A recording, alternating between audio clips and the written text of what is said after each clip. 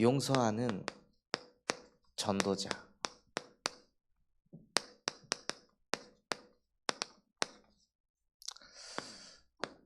라는 말씀 가지고 예배하도록 하겠습니다. 하나님께서 뭐라고 말씀하셨냐면요, 너희가 만일 너희에게 잘못한 그 사람을 마음으로 용서하지 아니하면 아버지께서 너희들 그렇게 할 것이다 라고 말씀하셨습니다. 신앙생활함에 있어서 저와 여러분에게 이 용서라는 것은 아주 중요한 단어입니다. 그리고 저희가 신앙생활을 할 때에도 아주 중요한 단어입니다. 그런데 우리가 하나님의 자녀가 된 결정적인 이유는 용서받았기 때문입니다.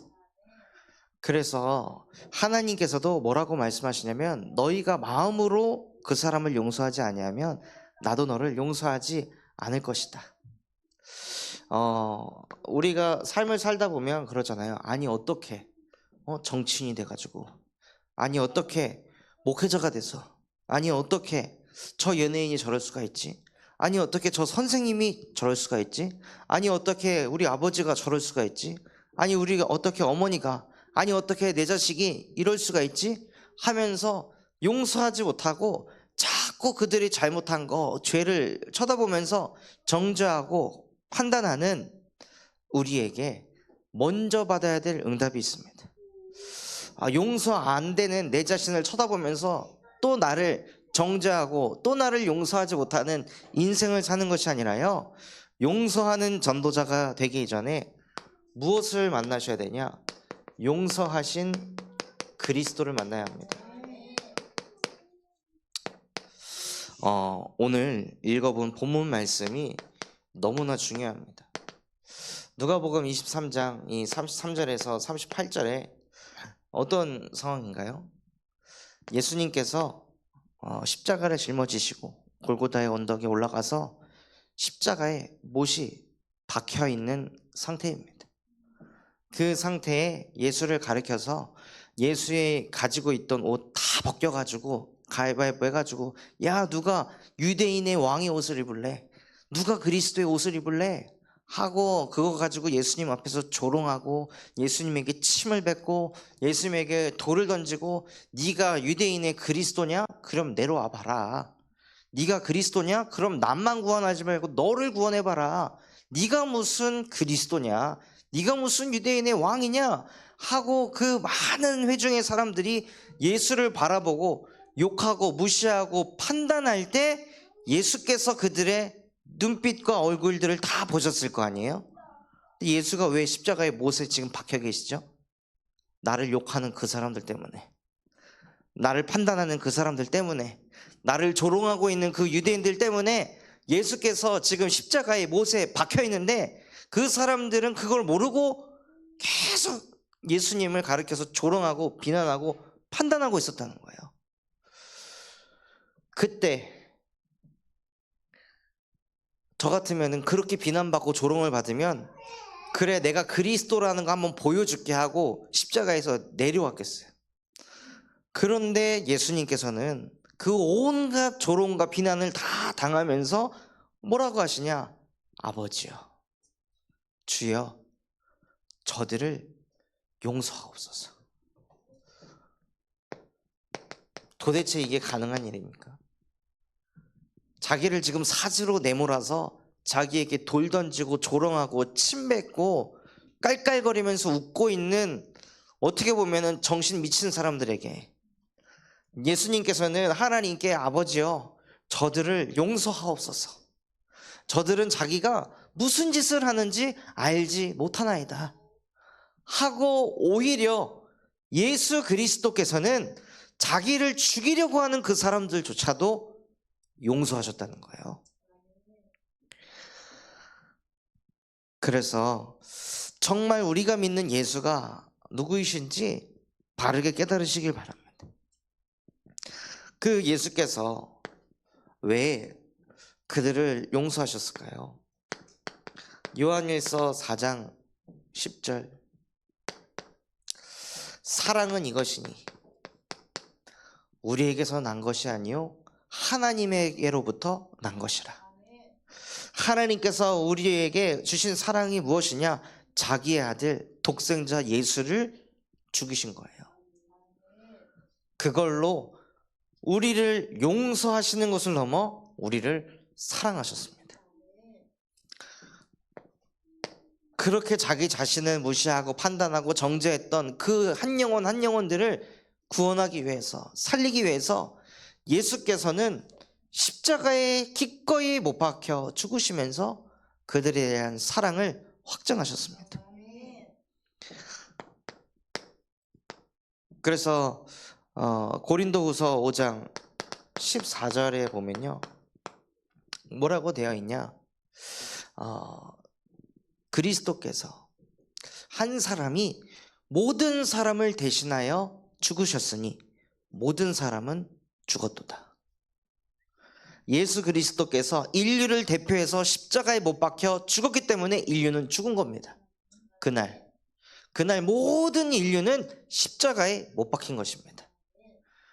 그리고 그 예수 그리스도께서 십자가에 못 박혀 죽고 다시 살아나신 이유는 너희로 하여금 다시는 너희 자신을 위해 살지 않고 십자가에 못 박혀 죽으시고 부활하신 하나님의 아들을 믿게 하려 하심이라. 누군가가 용서가 안 되십니까? 누군가가 마음에 걸려가지고 자꾸 나도 모르게 정죄하게 되고 판단하게 되고, 특히 이 시국에는 더 위정자들, 지도자들을 향해서 어마어마한 비판과 비난이 쏟아지고 있는 이때에 어떻게 저 위치에 가진 사람이 저럴 수가 있지? 그 위치에 있으니까 그럴 수가 있는 것입니다. 그 위치에 앉지 않았더라면 안 그랬을 텐데 그 위치에 있기 때문에 많은 사람들이 자기도 모르게 흑암의 역사를 이기지 못하고 무너져 갑니다. 그래서 누군가를 용서하기 이전에 모든 죄인들을 십자가에서 용서하신 그리스도를 만나시기 바랍니다. 이분을 만나면요, 무슨 응답을 받게 되냐? 남을 용서하기 이전에 나를 용서하는 전도자의 응답을 받게 됩니다. 우리도 모르게 신앙생활을 하면서 진짜 이거밖에 안 되나? 진짜 복음 가졌는데 내 생각과 내 선택과 내 수준은 진짜 이거밖에 안 되나? 이러면서 우리도 모르게 막 영적인 자괴감이 몰려올 때가 있습니다. 또 이렇게 하면 안 되는 거 아는데, 이게 말씀과 안 맞는다는 거 아는데 또 죄를 짓는 나를 만날 때가 있어요.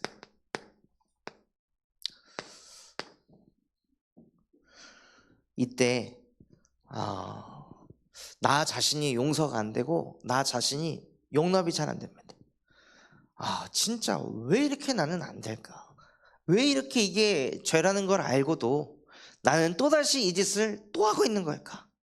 하면서 나도 모르게 자꾸 나를 정죄하고 판단하고 용서하지 못하고 나를 죽인다는 거예요. 그런데 예수 그리스도께서 왜 죽으셨죠? 모든 사람의 죄를 짊어지시고 십자가에 못 박혀 죽었습니다.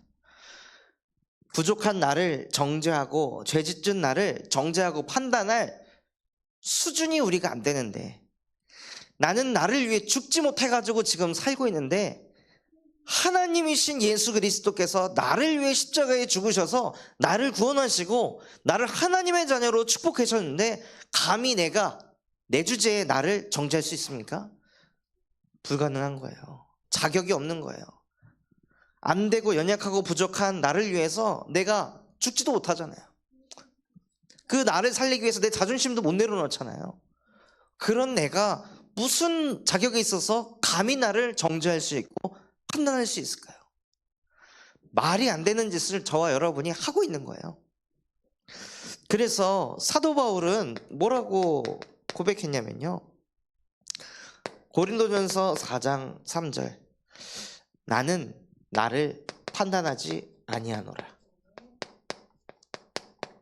사도 바울도 자기 자신이 부족한 내 모습이 있고 또 복음 가졌으나 죄를 짓고 있는 자기 자신의 모습이 계속 보이고 나타났을 거 아니에요.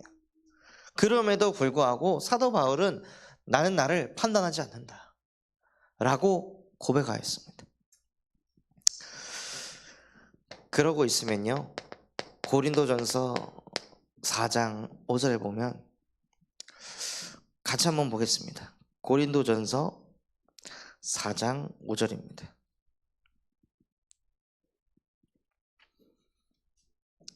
고린도전서 4장 5절 말씀,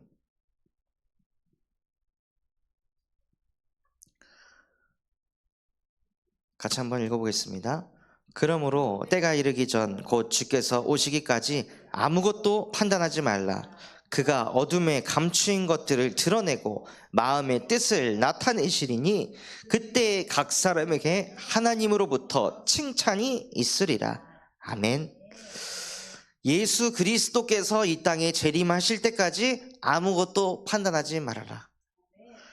어두움에 감추인 것들을 내가 싹 다 드러내고 마음의 뜻을 나타나게 할 것이다. 그때까지도 나 자신을 정죄하지 않고 판단하지 않고 용서하신 예수 그리스도를 바라보는 그 사람들에게 칭찬이 있을 것이다.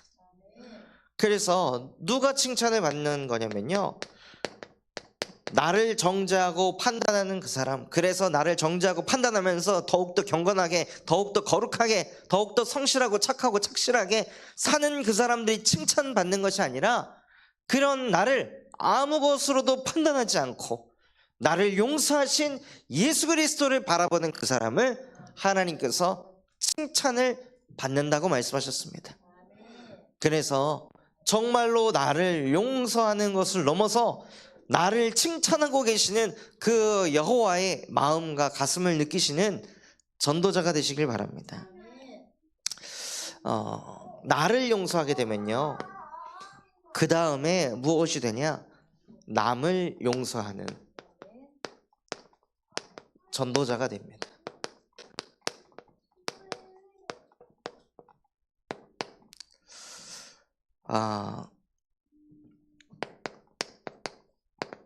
마태복음 9장 9절에서 13절에 예수님께서 세리, 마태와 또 죄인들과 함께 식사를 하니까 이 바리새인들이 왜 화가 나고 열이 받았을까요? 아니, 죄인들하고 밥 먹는 거는 예수님이잖아요. 근데 자기들이 같이 그 죄인들이랑 밥 먹는 것도 아니고 자기들은 똑같이 경건하게 바르게 거룩하게 살고 있으면서 왜 예수님이 저 세리 마태하고 죄인들하고 밥 먹을 때 막 화가 나고 열이 받았을까요? 왜냐면요, 나도 저 죄인들처럼 욕심 부려서 저거 빼앗고 싶고 갖고 싶었는데 난 그거 악착같이 내가 이렇게 참았는데, 그렇게 견뎠는데 왜 나랑은 식사 안 해?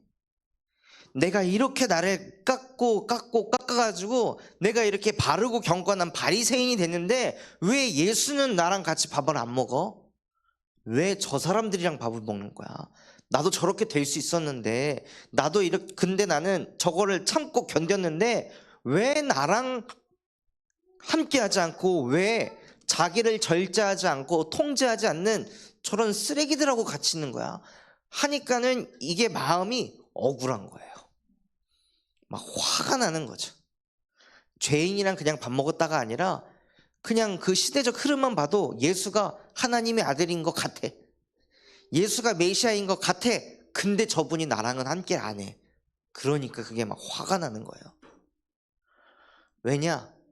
자기 자신도 여전히 죄를 짓고자 하는 그 마음과 중심이 그대로 있기 때문에 자기 자신을 끊임없이 정죄하고 또 정죄하고 있었기 때문에 이 죄인들이 용서가 안 되는 거죠. 결국에는 나를 용서 못하고 살고 있었던 거예요. 나를 끊임없이 정죄하면서 살고 있었기 때문에 죄인들이 딱 나오면 무조건 정죄해야 되고 무조건 까야 되고 밟아야 되는 거예요. 그럼 이 죄인들을 처벌하면 죄인이 없어지냐 이겁니다. 지금 시대가 가면 갈수록 범죄에 대한 이 법들이 더 많이 생겼어요. 그러면 교도소의 범죄자가 줄었냐 이거예요. 오히려 너무 많아가지고 지금 저희 나라도 교도소에 사람들이 너무 많이 가니까 관리가 안 돼서 집행유예를 그렇게 많이 내려줘요. 그래서 보호관찰소라는 시스템이 생겨가지고 집행유예 받은 사람들을 만나서 관리하고 상담하고, 또 뭔가 범죄를 저지를 것 같으면 보호관찰소에서 또 뭔가 그 무도실물관이라는 사람을 보내가지고 또 범죄를 예방하고 관리하고, 이 짓을 하는데도 범죄는 줄어들지 않는 거예요. 정죄를 아무리 해도 사람이 치유가 안 된다는 거예요. 그 죄를 용서하신 그리스도를 만나지 않고서는, 인간이 측량할 수 없는 예수 그리스도의 사랑을 뼈저리게 체험하지 않고서는 또 범죄를 저지르고 또 자꾸 죄를 저지를 수밖에 없다는 거예요.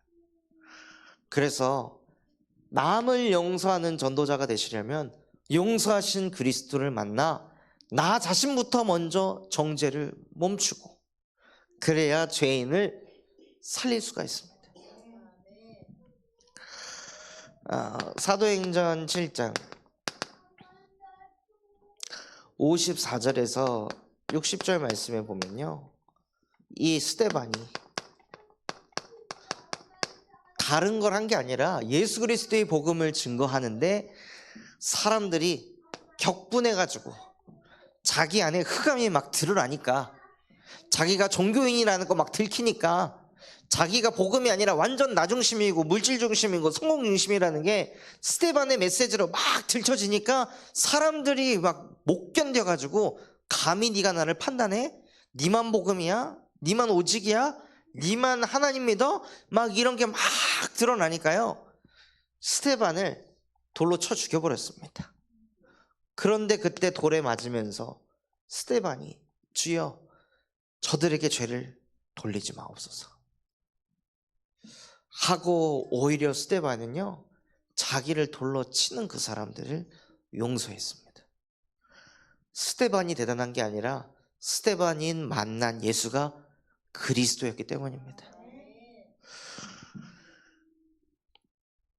그래서 정말 용서하신 그리스도를 만나 나를 용서하면요 무슨 응답을 받을 수 있냐? 누가복음 7장 17장 4절과 같은 응답을 받게 됩니다. 아무 일에든지 하루에 7번을 잘못하거든, 똑같은 것을 가지고 7번 잘못했는데 너희에게 회개를 한다면 용서해라. 한두 번만 똑같은 짓을 반복해서 잘못해도 뚜껑이 열리고 뒤집어지고, 세 번째 얘기했는데도 똑같은 실수를 반복하면 무슨 생각이 들죠? 이 새끼 나 무시하나? 참, 나 진짜 어이가 없네. 내 말을 진짜 귓등으로 듣나? 이런 생각이 오잖아요. 근데 예수님께서 뭐라고 말씀하셨냐면요, 똑같은 것을, 그것도 일주일 걸려서 7번 했냐, 하루에 똑같은 걸 7번 똑같이 잘못해도 그 사람이 미안해 하면 용서해 주래요. 근데 우리는 그러잖아요. 미안하다면 다야? 근데 성경은 그게 다래요. 우리는 미안해, 내가 잘못했어. 잘못했으면 다냐고? 말이면 다야? 라는데 성경은 다래요. 그때 뭐 하냐? 용서하라.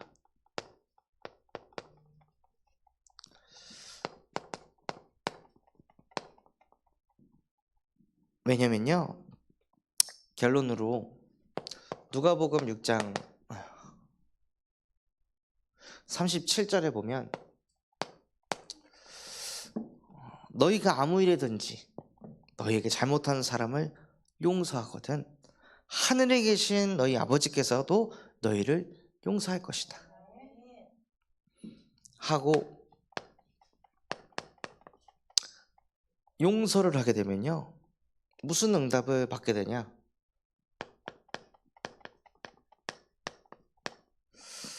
평안한 응답을 받게 됩니다.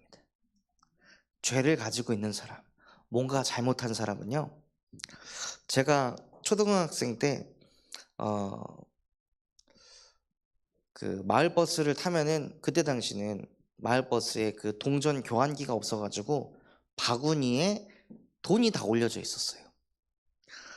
근데 제가 무엇을 깨달았냐, 버스가 어디 가다가 잠깐 멈춰가지고 기사 아저씨가 어디서 나간다는 걸 알게 된 거예요, 초등학생 때.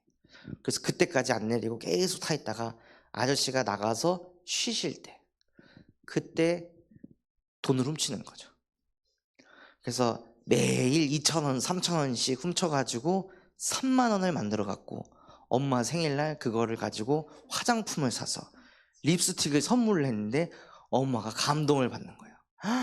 아니, 네가 돈이 어디 있어가지고 이 비싼 걸 샀냐.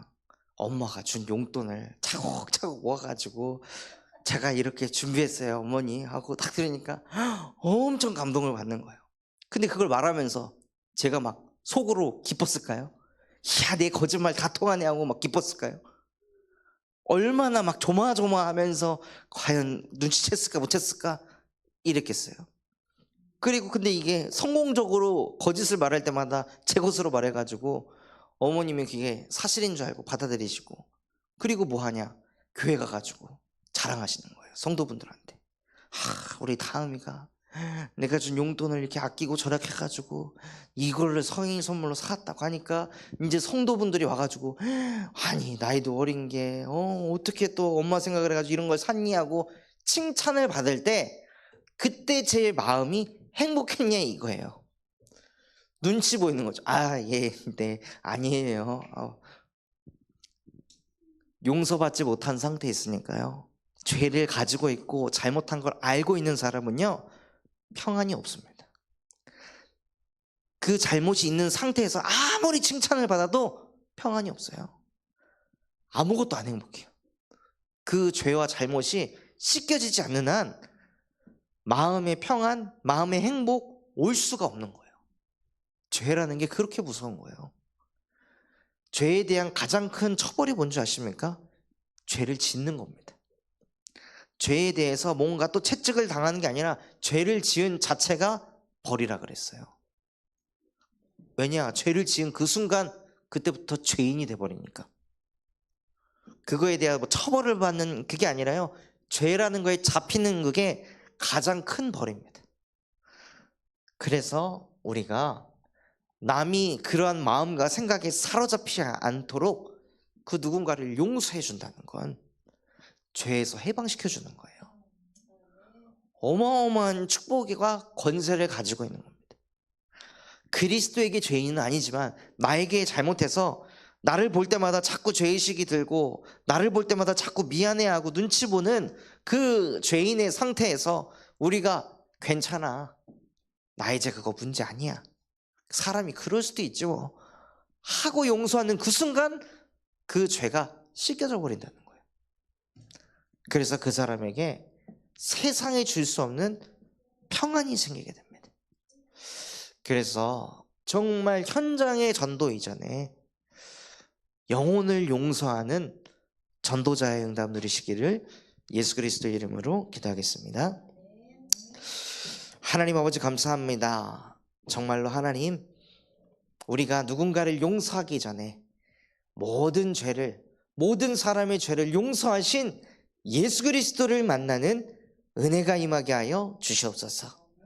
그래서 그분을 통해 나 자신을 먼저 용서하게 하여 주시옵시고, 또 그것을 가지고 남에게도 적용하여 남을 용서하는 전도자로 살아가게 하옵소서. 그래서 모든 죄의 눌림 속에 있는 영혼들을 용서하여 해방시키는 전도자로 살아가게 하옵소서. 지금도 살아서 우리와 함께 하시는 예수 그리스도 이름으로 기도합니다. 아멘.